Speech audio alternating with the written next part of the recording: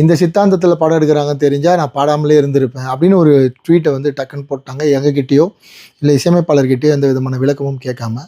அது எங்களுக்கு ரொம்ப அதிர்ச்சியாக தான் இருந்தது. ஏன்னா ஒரு படக்குழுவாக ஒரு இவ்வளோ பெரிய பட்ஜெட்டில் இவ்வளோ பெரிய ஒர்க் பண்ணி இதில் என்ன பண்ணியிருக்கோம், என்ன கண்டென்ட்னு கூட தெரியாது யாருக்கும், அவங்களுக்குமே தெரியாது. ஒரு வாட்டி கேட்டுக்கலாம், இந்த மாதிரி சொல்கிறாங்க, என்ன உங்கள் நிலைப்பாடுன்னு கேட்டுட்டு கூட அவங்க ஒரு முடிவு எடுத்துருக்கலாம்.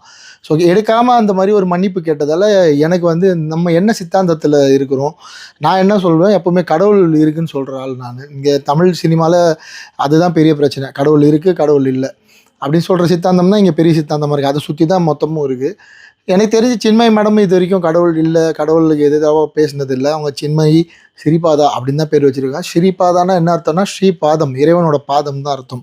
ஸோ பேர்லேயே அவங்க வந்து இறைவனை தாங்கி தான் இருக்காங்க. ஸோ எனக்கு சித்தாந்தமாக நான் அவங்க கூட எதில் வேறுபட்டு நிற்கிறேன்னு தெரியல. அப்படி இருந்தால் கூட நான் இவங்களுக்கெல்லாம் பாட மாட்டேன், இந்த மாதிரி சித்தாந்தம் இவங்கெல்லாம் பாட மாட்டேன்னு எங்கேயாவது அவங்க ஸ்டேட்மெண்ட் கொடுத்துருந்தா கண்டிப்பாக நான் கூப்பிட்டுருக்க மாட்டேன்.